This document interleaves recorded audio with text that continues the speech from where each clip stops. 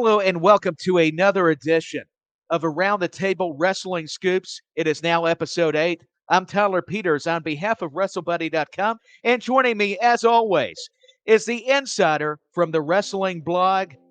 How are you, sir? I'm fine, Tyler. I'm good on this Thursday. Well, hey, I'm happy to hear it, that you are doing well, my friend. So let's get into it. What are you hearing regarding a lot of the wrestling rumors and speculation? I mean, I'm going to let you take the lead and change up the format a little bit here. Let us have it. All right, let me talk to you. Okay. First thing, Money in the Bank, as of right now, is going to be a magnificent pay-per-view, right? It's going to be a good Premier Live event. I got to get used to saying Premier Live event. I got to get used to that thing. Yeah, me too. It's going to be a magnificent Premier Live event, for what I can tell you right now. I think they might make official Gunter versus Matt Riddle this Monday. I'm not sure yet, Wow. but I think it's gonna be Monday or tomorrow. I haven't get any confirmation yet, but I know they're gonna have the match at Money in the Bank. Obviously, Matt Riddle's not gonna win. Is common sense. He's still not gonna. Gunter's not near losing the title anytime soon. So, We might see him break the record of the longest intercontinental title holder. yeah, so you see Gunther, retaining that title to your point where he can carry it for a long time because obviously, I mean, he's on a roll. We appreciate what Gunther is able to do for sure. And I'll tell you, getting a little bit on the topic of AEW and stuff, Collision. What did you enjoy about the show? Is it better than Dynamite or Rampage to your mind? Because we'll get back to WWE, but I wanted to show some love to All Elite Wrestling. Just like I told you last Thursday, it felt something fresh. It felt something new. All right, I was really impressed of how well the show did on a Saturday. It had 816,000 views in total. And like I told you, I wouldn't be surprised if it was going to be near the 1 million viewership, and they actually had 816,000 viewers. When I saw that, I was like, oh wow. I was like, I'm not going to say I call it, but it's just, I say I would be surprised if they actually got close to that merge, but the quality of the event, it was pretty solid. The matches, they were solid. It felt like when AEW started at the beginning, back in 2019, it felt like on that level. But I mean, I was very impressed. To your point, yeah, but I do gotta recall it. I do gotta say it. They need to get rid of Rampage. They need to get rid of that, man. Just do the brand split, man. This is your opportunity, Tony Khan. This is your one chance of having Dynamite and Collision beat your big two products. Just do a brand split, bro. I know he has said he doesn't want to do it. This is your time, bro. You got the talent. You got the two shows. They're having viewership. I think Rampage last Friday they had 300,000 views. That's unbelievable, right? it's pretty spectacular. I mean, considering that was the debut, and we all know Punk had an impact on those numbers, but I would give credit to the way the whole show felt. It did feel different than Dynamite or Rampage, and I do agree. I don't know why they have to have the Friday night show other than, to fill other spots concerning their talent, but I was just very excited watching Collision. Yeah, and it's like Punk said yesterday on AEW Dynamite. He said, I'm not supposed to be here. I'm a Collision guy. He's throwing the reference. He's throwing the reference of brand split, and people are talking about all over social media. Are they doing a brand split? Are they doing brands? Are they going to have two titles on both brand? Just because he said that comment, and we've been talking about this for a while. This is your chance, Tony Khan. Yes, Saturday might be kind of complicated because when January, February comes in, you got the wild cards of football. You got the NBA, you got hockey, you got college football. It don't matter. All right, it really doesn't matter. If people really like the product, they're gonna see it. And Yeah, this they is are. your one chance. This is your one chance. You gotta do it. You cannot miss this opportunity. He might not cancel Rampage right away because of contrast, and he might need to pay for that and all the stuff. But he eventually has to do it.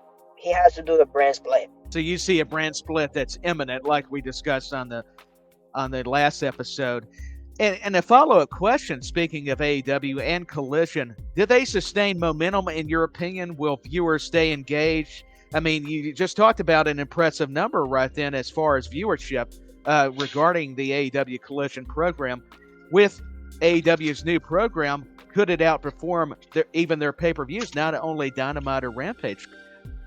I mean, should their pay-per-view be concerned? I mean, pay-per-views be concerned. Let me backtrack a little bit.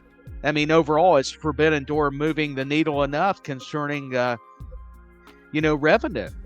I mean, should Collision, because they're competing with themselves, is a worry that that's going to be your premier show and not Dynamite, or not even your pay-per-views, that it's going to be that popular due to the formatting, how well it's executed? I mean, I think it's fair questions. I threw a couple in there at you, but I want to get your perspective on it.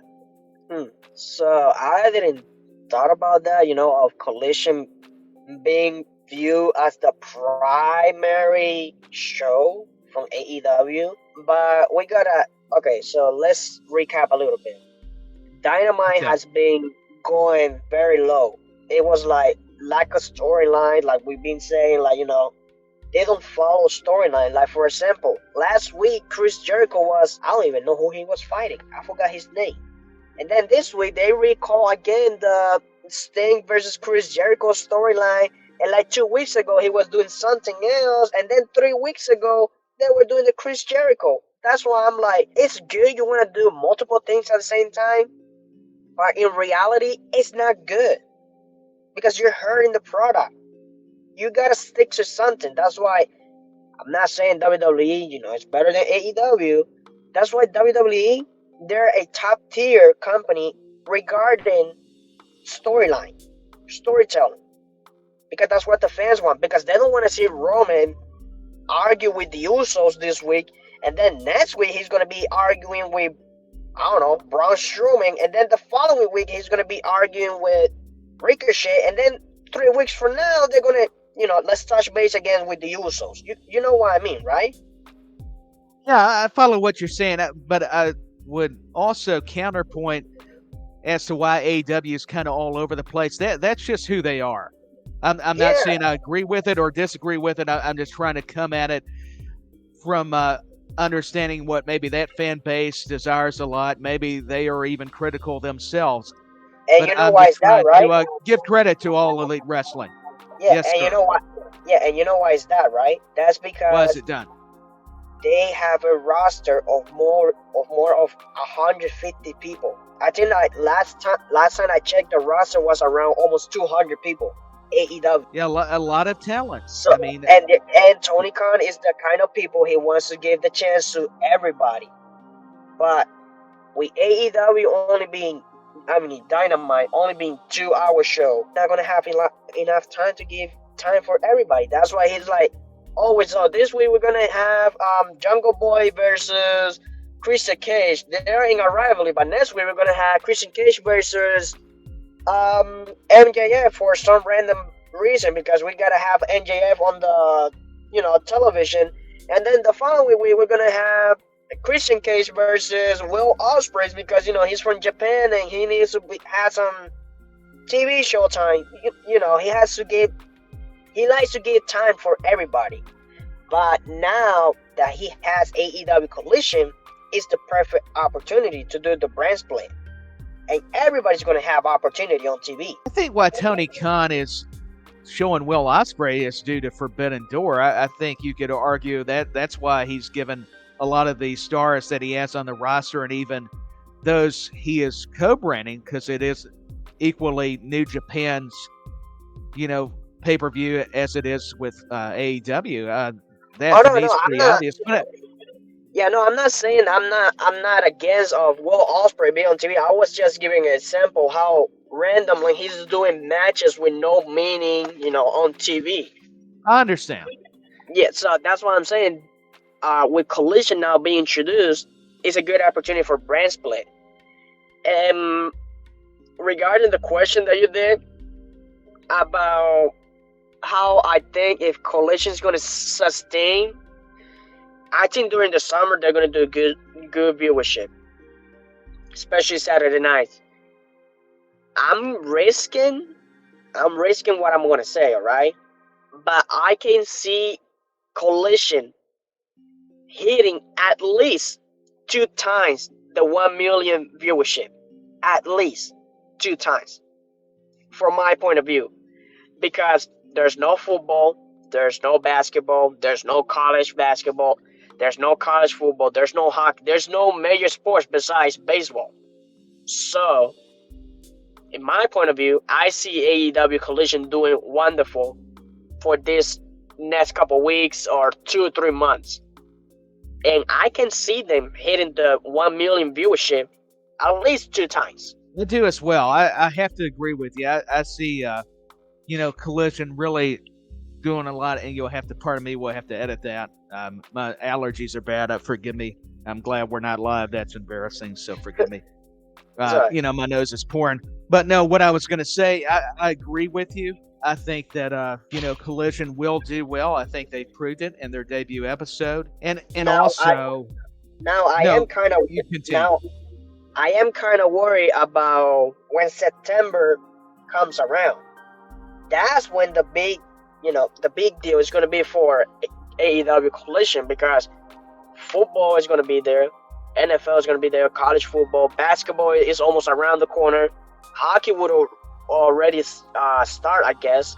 So that would be, a big conflict right there about around September. That will be the, how can I say that? Not the real challenge, but the real test if they can keep above 600, 700 viewership. Because I don't know how accurate this report is. I saw around, but supposedly I saw a report saying that TNT is demanding that AEW Collision has a viewership of more than 700 viewers per Wow. episode.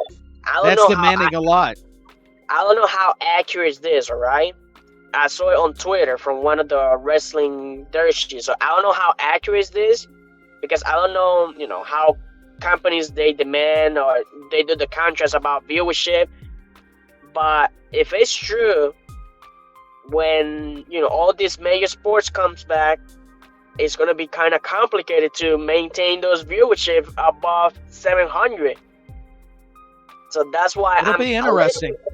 Yeah, it's gonna be a little interesting, that challenge, because Tony Khan will be like, okay, so I need to have 700 viewership if that's actually legit, all right? I gotta have more than 700 viewership so I can keep the contract. So I might have to do CM Punk versus Kenny Omega on the main event. I might need to do John Moxley versus Punk on the main event. Yeah, he might need to start doing some. Tell. It's wrestling, right? Yeah, he might need to start doing random main events on AEW Collision just to keep those viewership up. But on the summer, I can see them doing fine. My main focus will be after September. That will be the big challenge for AEW Collision. That's when we'll be able to tell a lot from how successful. Speaking of keeping the momentum, maintaining that. Yeah, the momentum is going to stay during the summer. Everybody will be hyping everything. It's like I told everybody a couple days ago on my page. You're happy about it right now and everything. My main focus is on the future. How they're going to do after September. Because when all these major sports come back, then it's going to hit them hard. Yeah, it's going to give them competition when all the sports start getting into full effect during the fall, certainly. And also, going back to CM Punk, we saw on Dynamite, if you got a chance to view it or even see the clips of it on Twitter, of how the Hardys were getting attacked by the Gun Club, and then they beat up Ricky Starks, and then all of a sudden, here comes CM Punk and FTR. Well, actually, prior to it, it was the Bullet Club. It was Juice Robinson and Jay White. I do like how they're continuing the storyline from what we were able to witness at Collision. But do you feel like that's why we need a brand split? Is it going to be a similar problem WWE finds themselves in, that we're seeing maybe too many stars on the same programs? Is it going to become a problem? Yeah, that's why I say they need to do a brand split. This is their opportunity now that everybody's hot with AEW Collision, and especially like I said earlier, Punk mentioned it last night. I'm a Collision guy. I'm not supposed to be a Dynamite. Oh, he did. He threw the cheese there. He gave the scoop in that I'm not supposed to be here, guys, but they just make me to come over here. And if he said that, why not do the brand split? Why not continue the storyline on Collision, though, to make it special, to keep it, exclusive in a sense? I mean, that's just my opinion. I'm not saying I'm right, but if I'm a fan, I'm just trying to give you my 2 cents. Now, I agree with you, but now that I think about it, the brand split, Tony Khan might not want to risk it because AEW, it's still premature, right? How many years do you have? 5 years? 4, I think. Yeah, close to it, because they started in 2019. It's 2023, so maybe even 4 years. So if I'm thinking Tony Khan doesn't want to risk it right away. Like, yeah, I don't want to do this right away. I just want to see how it goes, because AEW it's still beginning. Let's just put it on quotes. It's still getting started. They're still having to build themselves up and grow. I do agree with you. Yeah, because when was the last time Dynamite had a 1 million viewership? It's been a while, a very long time. Yeah, it has been a lengthy period for sure. And I'll tell you, going back to whether he needs to have Kenny Omega versus CM Punk, I would disagree. I think as long as you got Punk, you got Samoa Joe, you involve maybe some different personnel. That's not the Elite. I don't see why that has to be a make or break deal for the network or AEW. I think Collision will be just fine, and that's not even trying to throw shade on the Elite. That's just no. We're not throwing shade to nobody. We're not trying shade to nobody. But listen, this past Saturday, it had 816 viewership, which are the Elite, right? Just with Punk and Samoa Joe and all. Just imagine, one Saturday they announced we're going to have the Elite, we're going to have Punk, we're going to have the Jump Bucks. That's a 1 million viewership right there. Easily, no doubt. That's a 1 million viewership. Oh, it is. And hey, let's transition to some Money in the Bank news. I know that's a hot topic currently. We saw Trish Stratus qualify on Monday Night Raw. From your perspective, does it make sense for Trish to win the Money in the Bank match? I just wanted to kind of throw that question out there to you. All right, let me ask you this: Do you want my opinion from a insider or my opinion as a wrestling fan? Either one. Oh, I'm gonna go with the wrestling fan side. No, I don't. And my reason is WWE doesn't need legends winning Money in the Bank. WWE doesn't need legends winning titles anymore. They got a bright future. They need to step away from bringing legends every certain amount of times a year just to have title matches, just to have rivalries with wrestlers. They need to move on for that. You got a very good talent roster and all the stuff. Like, the main plan right now is Becky versus Trish to take place again at SummerSlam. So why are you putting Becky and why are you putting Trish at the same time at Money in the Bank? Maybe they're creating anticipation. I just want to kind of counter. Maybe that's their motivation.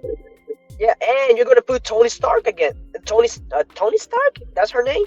Zoe Stark. No, Zoe. Zoe Stark. And you're going to put Zoe Stark too in the match. So I'm like, so the main focus is going to be Becky, Trish, and Zoe are going to be, ringside fighting. So it's going to take the attention from everybody, from Io, Bailey, Selena, all these wrestlers that are trying to get their first Money in the Bank. I disagree. I think that it doesn't take away from them. I think you could do enough where they could still fight outside and it still elevate Io Sky and some of the other talent involved. Now, speaking of Zoe Stark and Trish Stratus, though, to follow up on that question previously, do you see Zoe Stark or Trish costing each other? And if Bayley qualifies against Shotzi on SmackDown, do you see the end of Damage Control at Money in the Bank? Do we finally see the culmination of the end of one of those factions? All right, so I haven't heard anything about tomorrow, about if Bailey is gonna win or she's not gonna qualify anymore. I haven't heard anything yet. All I know is plans are on the way of breaking down Damage Control. The last thing I heard about it was they didn't want to break down Damage Control until Dakota came back. But she's out with injury. That's fair. She's out with the injury and all the stuff, so they might delay it. They might not, because they still want to do it. Even though she's not there, they still want to do it. Some people, they were like, we're not going to keep delaying this because, we already teased it. We already throw the teasers that the rivalry going to start soon, so why are we going to delay it? So makes sense. From my point of view, I haven't gained information of when it's going to happen. From my point of view, I see Io winning Money in the Bank, and then I see Bayley costing her the cash in, because I can tell you this. I did receive information that this year, Miss Money in the Bank is most likely not going to have a successful cash in. The men's are going to have a successful cash in. The women's are most likely not. That is being talked because, and they were like, if you notice, they've been teasing, 7 years in a row, 100% rating, the woman. They're throwing the tease. And I already got the info that, and I already got the info that it say the talks are taking place that most likely we might not have a successful cash in for the woman's side. Oh, it may just be a swerve also. We can't forget. And I'm just trying to look at it from a different point of view. And I'll tell you, speaking of Money in the Bank, how excited are you that Logan Paul just appeared on Raw and declared, hey, I'm involved in the match. I don't have to qualify. Do you think he should have had a qualifying match? People are going to hate what I'm going to say, but I don't care. No, he shouldn't. Yeah, just get him in there. Because he's got the hype. He's got the following. He's been proven. He's very talented. He has proved he got the talent. He got the hype. He is a money maker. People, whether like it or not, he is a money maker. People are going to be more interested in the match because, come on, you got a YouTuber. Well, I mean, he's not even a YouTuber anymore. He's a wrestler at this point. You got a famous, you got an artist on Money in the Bank match. I got to see this. I got to watch this. It's going to be more people viewing the premium live event. So that's why I disagree that, he shouldn't have a match. They should have just put it in. I mean, it's fair, your assessment. Speaking of some returning news, if and when Randy Orton does return to WWE, should he be at a premium live event, or would you wait for a Raw episode afterwards, or possibly SmackDown later in the week? It should be on a premium live event. It should not be a Raw or SmackDown episode. We know the caliber, we know the quality of what Randy Orton is. So I think he should return in a premium live event. He should not return in a normal show. I agree. I think if you're going to bring in Randy Orton, it needs to have a big fill. Nothing against Raw or SmackDown, but it needs to be at a premium live event. Yeah, nothing against the show, but it's just like Randy Orton is a big name. If he's going to return, it's a huge name. He needs a big return. Come on, you're not going to bring Randy Orton. No, he does. The Raw after SummerSlam or the SmackDown after SummerSlam. It wouldn't make sense. So if you're going to bring him back at SummerSlam and, RKO, I don't know, Riddle or RKO, whoever he's going to start rivaling with. Yeah, moving on to the men's side of things regarding Money in the Bank, that particular matchup. Which other star besides LA Knight do you see possibly retrieving the briefcase in London? I'm asking this because, a lot of fans have differing opinions, and I have to give them credit for coming up with this type of follow-up question to the original question. Is there any others that you see potentially besides LA Knight. Now, I'm a huge supporter of what LA Knight is doing, but you've also got Oh, I'm Damian a, Priest. You've got a pretty solid field for the Money in the oh, Bank men's matchup. I'm a heavy supporter too about LA Knight. I am too, but there's actually two, Tyler. There's actually two names. Well, I tell would us. say, I would say Damian Priest, and I would say Logan Paul. Because let's look Good at this way. choices. Let's look at it this way. Just imagine how social media will be if Logan Paul walks up the ladder, he grabs the briefcase, and he wins. Just imagine how social media is going to be that entire weekend. And then having Logan Paul It's going to bragging, create a buzz for sure. just like having Logan Paul bragging about, I won Money in the Bank, I am Mr. Money in the Bank, I can cash in anytime I want. And that's going to be all over social media. It's going to have it will be magnificent, not going to lie. Now, with Priest, just imagine, I mean, we all know Seth is going to win Money in the Bank at this point. We all know that. But just imagine in another universe, Finn Balor wins, and you have Damian Priest winning the briefcase. Well, I'm glad you mentioned that if Finn wins, because they're already teasing tension within Judgment Day. So And, wouldn't that be something if we get that match with Damian oh Priest? no, and no, Finn no! Balor? I am not gonna cash in on you, Finn. I'm not gonna cash in on you. Let's just wait until SummerSlam when I hit you with a briefcase from the back. You never know. Like, tensions are there. The rumors are there that there's gonna be a new member. I mean, yeah, we all know. Why not go in a certain direction where it may be time for Damian Priest to break off? He's definitely a star, and he's getting that main event level push. But but that briefcase, that briefcase has the name already wrote it down. It's LA Knight. That briefcase has the name on it, all over the place. Like, there's no doubt. Like, Balor's not gonna win. But why would it make sense having Damian Priest winning the briefcase? Not so sure that he may win. I mean, I like Seth, but this may be a good time to swerve us and have Finn, because it's been 7 years. You never know. You never know. I'm just saying. I'm just saying. Why would it make sense having Damian Priest winning the briefcase and then Balor losing? It wouldn't make sense at all. Like, if you're gonna have Damian Priest with the briefcase, give us Balor with the title. I'm saying Balor with the title. That's what I'm alluding. That maybe Balor should win and give us, if Priest is able to retrieve the briefcase. No, I'm following along. That's what I'm meaning. Why not? Wouldn't it be very intriguing to have those two in a matchup? And then let's put Logan Paul potentially winning the Money in the Bank, and Seth retains the title. What you're gonna do? You're gonna have Seth losing again to Logan Paul all over again, so people can start complaining all over social media.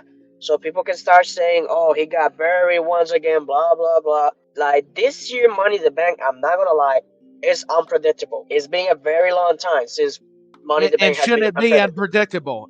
Exactly. We don't need to always know and go, hey, that's who I think is going to win. We need to think about it a little bit more. And with Logan Paul's name on Money in the Bank, it makes it more unpredictable, because you're like, oh my God, they're gonna make Logan Paul win. They're gonna make him win. Like, it's unbelievable. It's just like, you think about it. Like, everybody's breaking their minds now. Like, oh my God, what if Priest win? Oh, what if Logan win? But at the end of the day, everybody knows who's gonna win. Everybody knows who they want to win. LA Knight. There's no other explanation. Like, there's no other reason. No, there could be more explanations, but it's definitely fascinating to wonder about. No doubt about it. And hey, going to Bianca Belair and the Street Profits possibly turning heel, is that going to assist them in the long run, or do you think hurt them eventually? I mean, what's your take on it?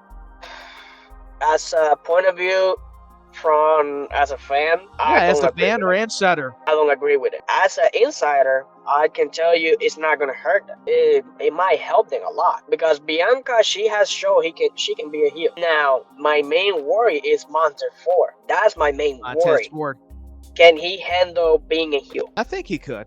I think we would be pleasantly surprised. He could, but he hasn't shown me that charisma that he can handle being heel. I disagree with you. I think the charisma's there. I think if you're going to turn somebody heel, they got to be a strong babyface, and I think he's more than accomplished that. And I do see where Montez Ford could turn it up another notch. And you think of him being a villainous character on TV and house shows, and with his promo skills changing his promo and verbalization to being more of a, not necessarily a darker character, but just maybe even a cheating, lying, conniving heel, similar to a Dominic Mysterio, but not comparing the two, but just using that as an analogy. Yeah, it's like I told you a couple weeks ago, Tyler. Not a lot of wrestlers got the ability of working as a villain and working as a babyface at the same time. There's like a small list of people that can do that. Edge, Chris Jericho, Big Show, Sheamus, Christian. I can keep naming names, but it's like a small list of people that can work as a heel and work as a babyface, and the fans are gonna love him. So that's why I'm worried that eventually they're gonna turn heel. But I'm worried that when that happens, that Montez Ford, he can handle being a heel because he knows the fans love him. He knows the kids love him. So that's why I'm like, I don't know if he's gonna be able to handle it. I don't know if he's gonna be able to handle being a heel and then be on the street and keep the paper. Keep the key face just like Dominic. Able to handle it. It's not going to be the same as Dominic. You can't present him the same, but I think Montez Ford has got enough talent and depth to himself that he can bring it out, or the correct creative can also assist him in that regard. So I see him and Bianca, even D'Angelo Dawkins, or maybe him turning on D'Angelo Dawkins, whatever scenario.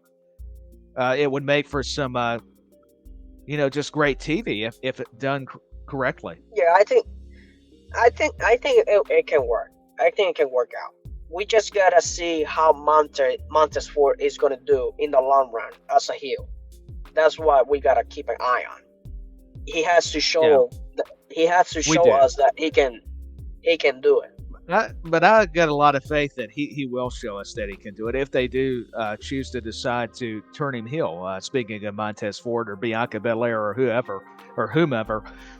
Let's switch it up though and talk a little Impact. Scott D'Amore is returning to in-ring action, teaming with PCO to take on Bully Ray and Steve Maclin, the former Impact World Heavyweight Champion, at Slammiversary in July, just next month, and it takes place in Windsor, Ontario, Canada. Scott D'Amore is from there. A lot of big things happening in Canada. You've got AEW doing a lot of shows up that way, and a lot of their stars also have Canadian roots. Kenny Omega, Chris Jericho, to name a few. And, of course, Scott D'Amore, I know we're talking Impact, but it kind of segued there. But how are you feeling about Impact overall? Are you excited that Scott D'Amore is returning to the ring? I think the storyline, even if you're not paying attention to Impact, it's what they're able to accomplish or achieve has been riveting. Even if you just watch the clips, I like the storytelling that they're able to do concerning Impact. Man, I just gotta say this. What is going on this year? Every wrestling company went international. They went everywhere. They did it, and I mean they're branching out. I mean, not just WWE, AEW, Impact. Everybody. I think NWA did a show in Australia, so let's show them some love as well. And everybody. And now Impact's going to Australia. It's like they have a meeting on December. They were like, you know what, guys? We all gonna go international. You go to London. I go to Saudi. Everybody went international this year. Like, it's amazing how they all. I don't know how. I don't even know if this is a coincidence or not. Well, I think it shows you how important the fan bases are and the way they can co-brand, co-promote. I know we've touched on it before. Speaking of all this, interesting conversation about all the pro wrestling companies going more international, what are some of the destinations or maybe you're hearing regarding these companies maybe branching out, going to some other locations besides just the UK or Australia or Canada, which is or Mexico. Tell us about some other maybe countries we're not discussing enough that could be possible locations for whether it's premium live events or pay-per-views. What are your Um, sources telling you?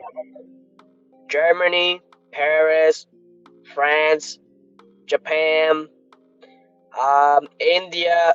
They say Brazil, but they say like it was just talk over like Brazil, but not a big deal. And they say Argentina too, and they say Mexico as well. But they want to go Argentina. They want to go all the way down there. Believe it or not, they got a big fan base of wrestling down there in Argentina. I didn't even knew about that until I searched it up. I'm like, oh wow, they really do have a big fan base down there in Argentina. You never know what you're going to learn. Yeah, And and the South American audience, Latin America, not just Mexico, but Argentina, countries such yeah. as Brazil. So for next Very year, interesting. for Continue, my next friend. year, for next year for WWE, it's almost confirmed that they're gonna go to Australia. They're gonna go 2 times to Saudi. They're obviously gonna go to London again, to UK. It might not be London. It might be, I don't know, Wales or Manchester. Not yet. They're gonna go to UK again, but they're trying to go to a different location. So if they're trying to do a different location, that's when Germany, that's when France, that's when Japan, and all these places I just named, they all come in play. Well, I'm happy for all these countries getting to get all these big events, because I'm thinking of AEW's got All In August, emanating live from Wembley Stadium, and now you've got Money in the Bank at the O2 Arena in London coming up just next week. You got Forbidden Door happening in Canada. You've got Impact going to Canada, and then you've got Impact also going to Australia. You've got, like you said, WWE talking about Australia, countries like Germany, Paris, and France. It's just, and now South American countries. So it is truly ironic that it seems all these companies are kind of following a similar model, even though they're very different with respect. To your point, it's like they all had a meeting. Let's just go to these different countries, which I'm not laughing to make fun of.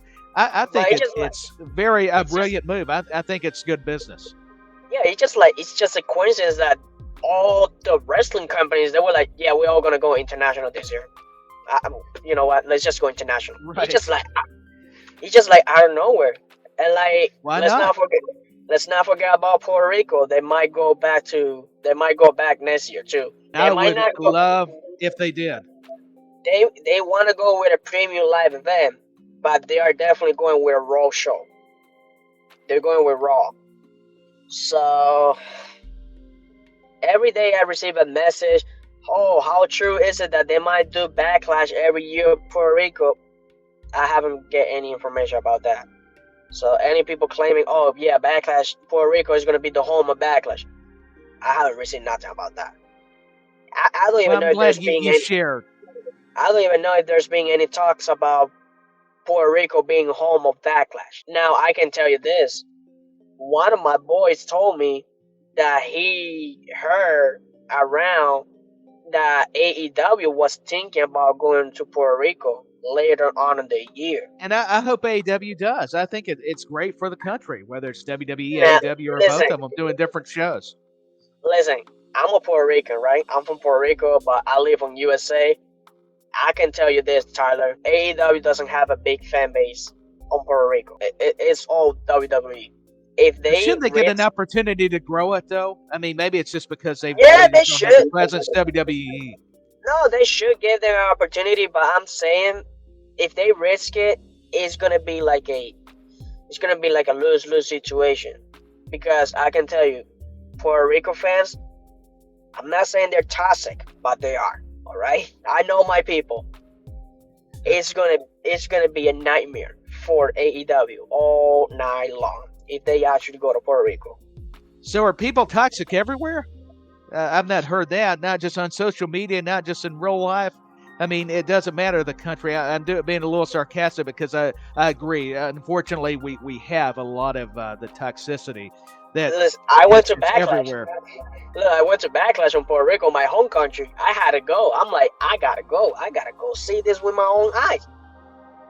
I can tell you, I don't know if AEW will be able to handle that atmosphere. I heard that they might go to Puerto Rico, but it's like I say, I don't know if they are able to handle that pressure going to Puerto Rico, where they just had a WWE event and people are expecting another WWE event, and then out of nowhere AEW is going to show up and people are going to be like, I mean, this is not what I wanted. We're waiting for WWE to come back, but sure, let's just go. Got it, man. I'll tell you what, this has been just another fantastic conversation. I want to thank you for your time and patience with me, and I've been enjoying this collaboration between WrestleBuddy and the Wrestling Blog. No, I enjoy it too. Yeah, absolutely, my friend. And what you bring to the table has been incredible. I mean, speaking of that, it is titled Around the Table Wrestling Scoops for a reason. It's hard to believe we're on episode 8. I think it just keeps getting better and better the more time we spend. Please let everybody know where they can find you, because if you're not following the insider here, you're missing out on some just valuable information. And he's not only is he just a wonderful insider, he's a tremendous wrestling fan. Well, they can find me at Wrestling Blog on Twitter. That's the only place I am. I am nowhere else. That's where they can find me. I think that's they need to find you because it's awesome, the content you're sharing, and also it's incredible the content that WrestleBuddy, the WB, is also sharing. And please go like, follow, and subscribe to WrestleBuddy.com on Facebook, Twitter, Instagram. Also, subscribe and like and follow our YouTube channel, because you'll get shows like Around the Table Wrestling Scoops. You'll get, a lot of just fantastic content coming your way. And please, let that notifications bell be on. That way it's a friendly reminder. In case you missed out, you can go back and check out the replays in the library. But for episode 8 of Around the Table Wrestling Scoops, I'm Tyler Peters. He's the insider. Until the next time, we hope you all stay safe out there. Signing off, saying goodbye for now.